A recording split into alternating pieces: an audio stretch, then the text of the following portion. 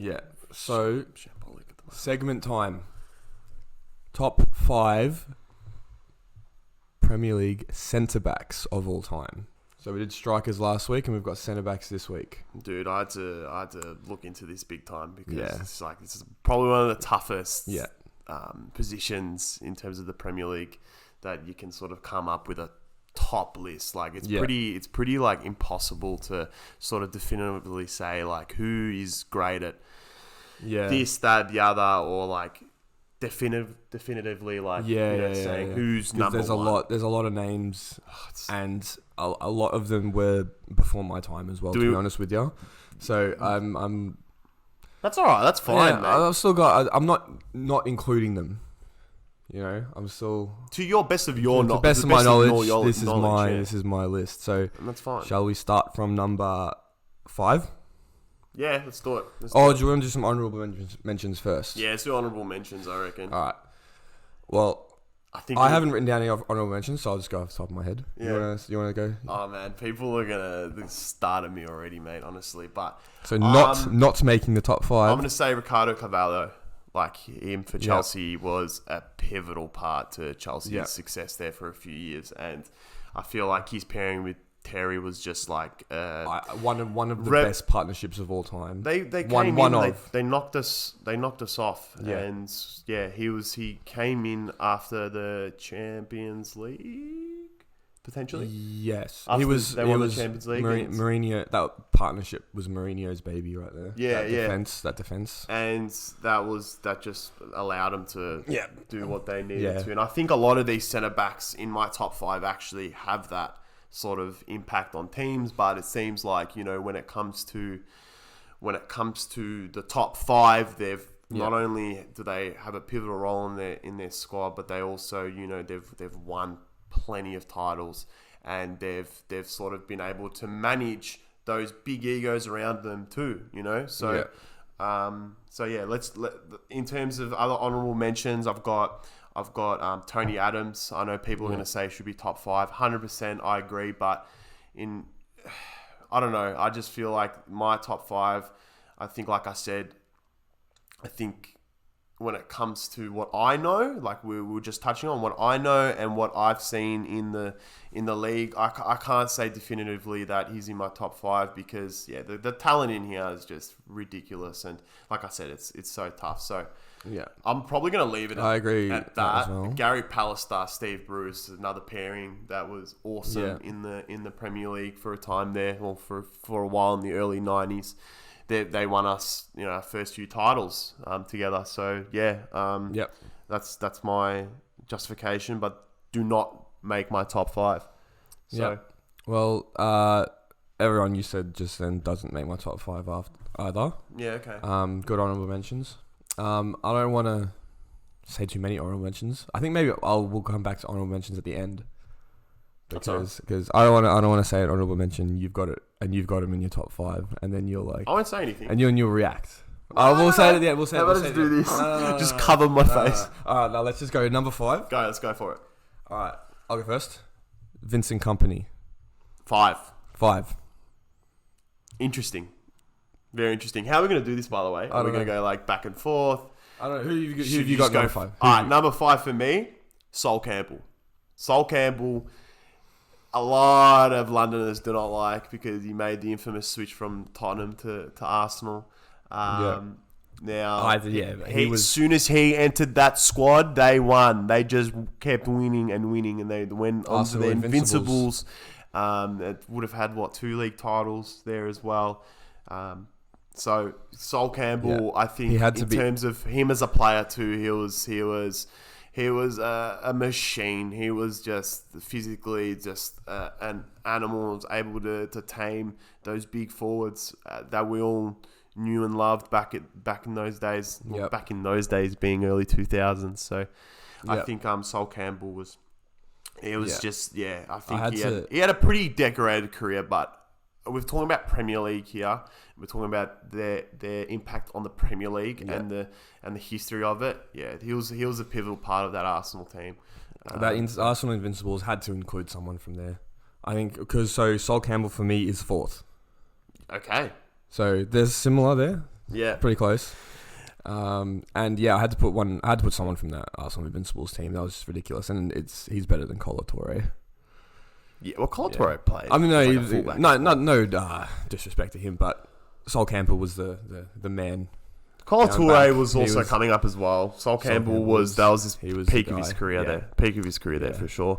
Yeah. As Who's fourth for you? oh man, I'm gonna cough it here, but because people are gonna say he's number 2, number 3, but I'm going Virgil van Dijk as number 4, and I'm sorry, but he hasn't all of these other everyone else in my top 5, apart from Sol Campbell potentially, have been captains of a league-winning team. Now, Van Dijk hasn't been that.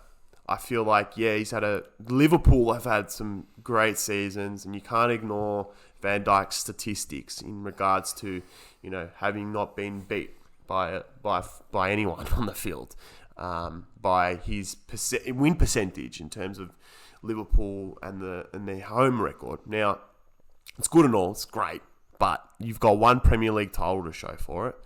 You've got a couple of other domestic cups. And you've got one Champions League, which is phenomenal for any player. But we're talking likes of, the Sol Campbells that I've just spoken of. I wouldn't say he's a more decorated player. He could be, but if that elusive Champions League title they could have had. But anyway, I just feel like on the Premier League, Sol Campbell, in terms of his accomplishments, he's won more titles, and that's all there is to it. And so Van Dijk, I put in there, like I said, I've put him above, Jaap Stam, Carvalho, Tony Adams. Like, they're still great names. It's just these top 3, top 4, especially even in as striking, like when we're talking about strikers, it's like you can put these guys, you can number them anywhere.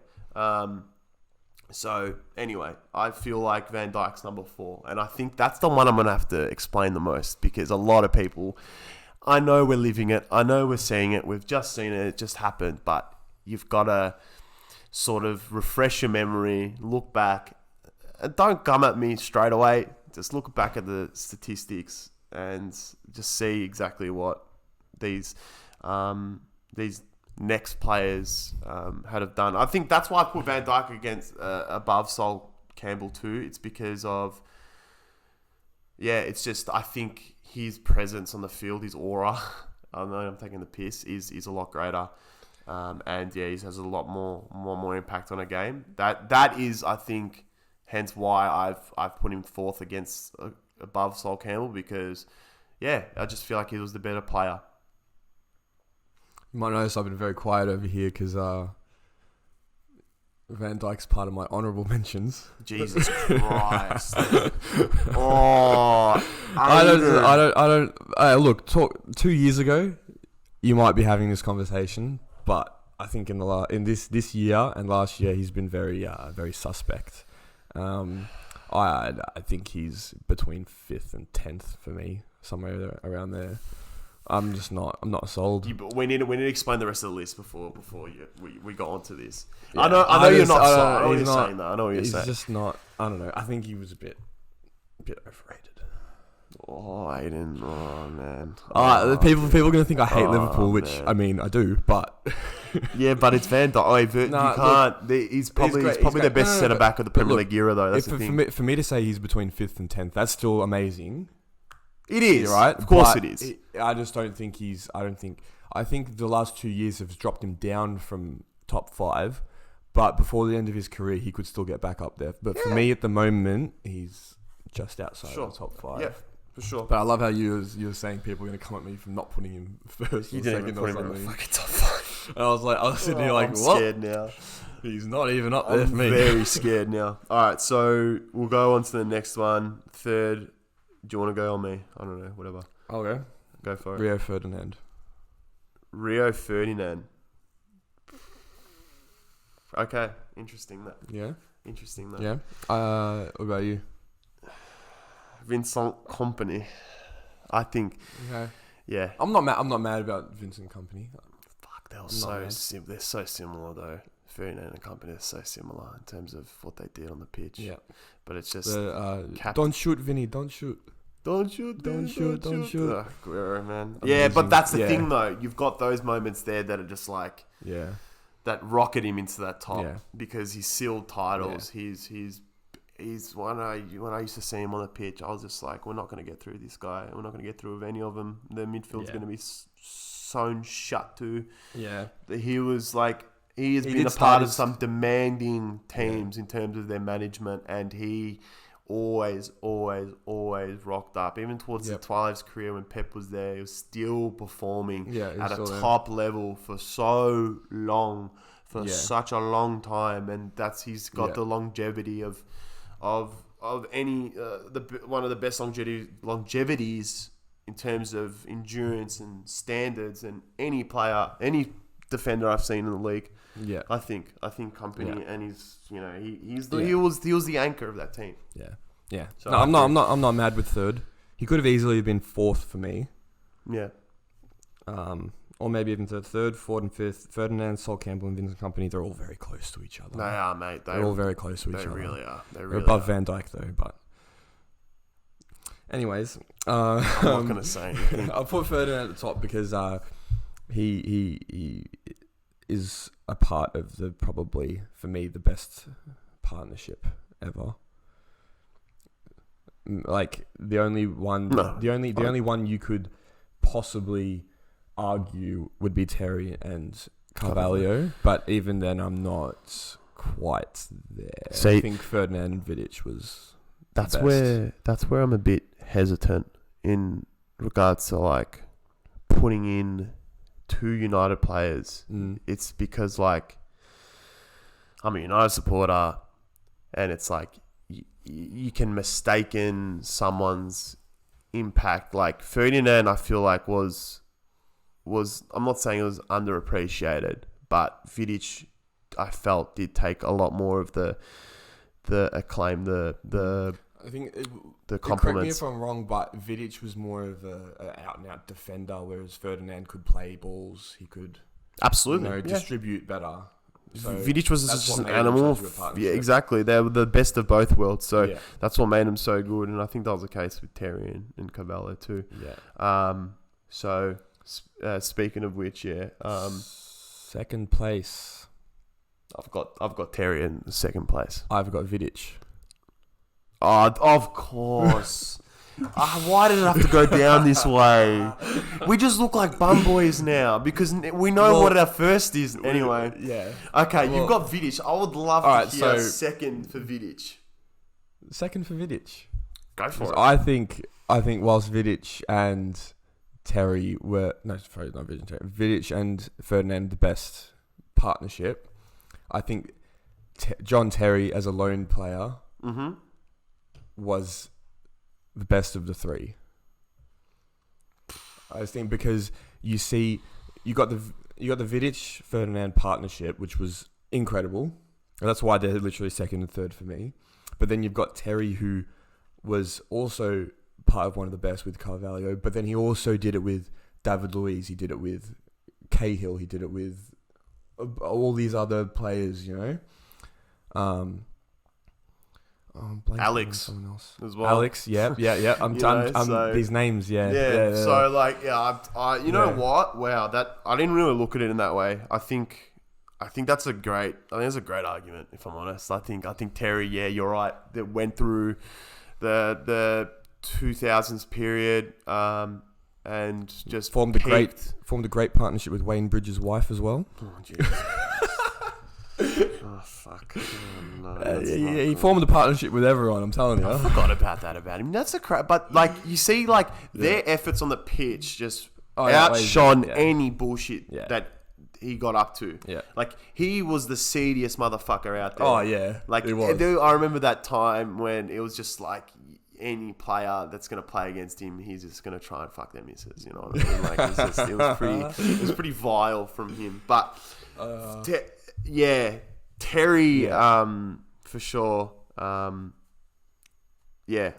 got him second because I've got number one is Nemanja Vidic. Yeah. And I think it's because of every time you went out on the pitch, you know he was giving 140%, regardless of what the result was. Put his whole body on the line for everything. He was the most physical player. He's probably he's the most physical centre back to ever live. I think he's just. I looked back, and in terms of I've seen what other people have had to say about these centre backs, and they've all said that Vidic is the most grit. He would put his head on the line, and it looked like he was coming out from a fight. You know what I mean? But he was fair as well. He was dirty, but he was fair. Like, he was a good sport. Yeah. But he was never going for the man. He was always going for the ball. But he knew that he never shied away from 50-50s. Yeah. He won. In terms of an out-and-out centre-back, in terms of one-on-one, he was probably the most difficult player ever. Like, he was just in your face constantly. Like, he just made you know he was on you the whole bloody game. Yeah. And if it wasn't going to be him, that's where Ferdinand just came in from the back. And that's what Vidic allowed his team to. He played off teammates very well. And like you touched on with Ferdinand, Ferdinand has to be part of my honourable mentions. He's not in my top 5. He should be. But I just, again, it's too tough. I feel like I chucked in Sol Campbell in there, sort of even it out a bit. And I think, like, I was just trying to look at it from each team. And I was just like, you know what? I'll keep Ferdinand out of it. Vidic has to be. Yeah. Like, you're right with Terry, though. He's the more balanced defender. But Vidic was second to none with the things he was the best at. No one's beating him in terms of a one-on-one situation. Yeah, you see your Torreses and everyone dribble past him sometimes, but that was the prime Fernando Torres. Like, not Chelsea Fernando Torres. No, of course not. But yeah, you can argue the same for Van Dijk. You know, he's had the likes of your Harry Kanes, and all these other big time Jamie Vardy's, all these other big time forwards coming at him, Aguero. But it's sort of just like, you know, and Van Dijk.